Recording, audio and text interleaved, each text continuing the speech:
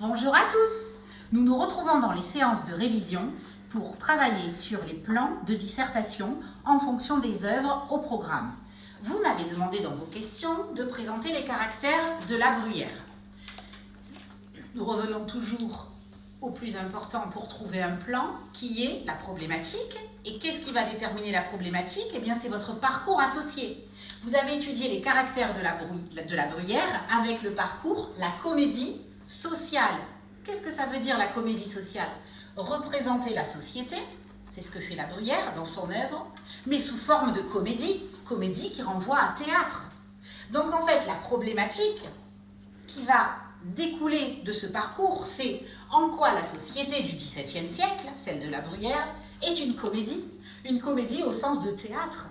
Qui dit théâtre dit rôle, apparence, marionnette, relation entre les gens, voilà. Et donc, sur quel plan on va pouvoir partir comme base de travail et vraiment, même en fonction du sujet, vous allez vraiment pouvoir retomber sur ce plan.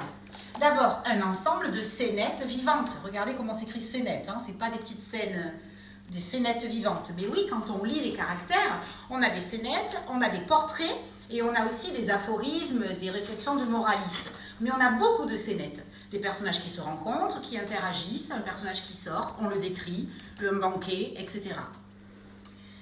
Et qu'est-ce qu'on a dans ces scénettes vivantes qui ressemblent à des petits morceaux de théâtre? Un registre comique qui domine, c'est évident. Et alors là, vous pouvez donner beaucoup d'exemples. Et vous voyez, surtout le ressort comique qui domine, c'est le ressort comique du caractère. Comique de caractère. Ah, ça ressemble au titre. Ben oui, les caractères. C'est ça, c'est-à-dire les types de personnages. Mais aussi des portraits vivants. Ils sont toujours en mouvement, ils parlent. Souvent, on a dû vous montrer le discours direct qu'utilise la Bruyère parce qu'il vous donne à entendre les personnages. Mais aussi des scènes du quotidien. Comme ça, on peut s'y retrouver. Ou on peut retrouver nos voisins à l'époque. Deuxième partie, rire pour corriger, qui est la devise des moralistes au XVIIe, qui est aussi la devise de Molière. Hein. Voilà. D'abord, une critique de la société avec la dénonciation des défauts humains que l'on peut retrouver. Et par exemple, chez Molière, on a bien le malade imaginaire qui est hypocondriaque. Eh bien, chez la Bruyère, on a Irène. Elle aussi, elle a peur d'être malade et puis surtout de vieillir. 2. L'auteur cherche à corriger par le rire, comme Molière. Et 3. C'est une œuvre à clé. Je vous parlais d'Irène. Au XVIIe siècle, Irène, c'est Madame de Montespan, cachée. Et donc, ça pouvait être un jeu au XVIIe siècle aussi de retrouver des personnages qui correspondent à de vraies personnes derrière. Enfin, grand 3, mettre en scène la comédie du monde. Enfin, pour le grand 3 de la dissertation sur les caractères, on peut dire mettre en scène la comédie du monde avec une foule de personnages grotesques et hypocrites. Dans l'ensemble des caractères, même pour les livres que vous devez étudier, il y en a énormément. Et donc, c'est cette abondance de personnages et de caractères qui en font aussi sa richesse, un peu comme au théâtre.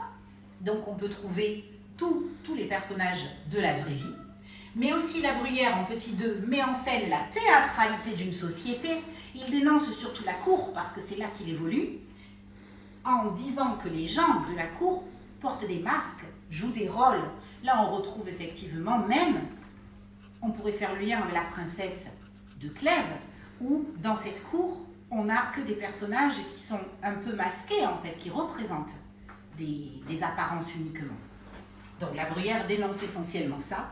Et enfin, pour continuer dans cette réflexion, les hommes, il les présente dans ces caractères comme des marionnettes souvent. Et donc quand vous avez beaucoup de caractères qui peuvent donner des exemples là-dessus. Donc cette troisième partie est très importante parce qu'elle correspond bien sûr au parcours associé, la comédie sociale. La Bruyère met en scène la comédie du monde. Et ça fait référence au proverbe qui est de dire que la vie est un théâtre, ou le monde est un théâtre dans lequel chacun de nous joue un rôle. Voilà, bon courage!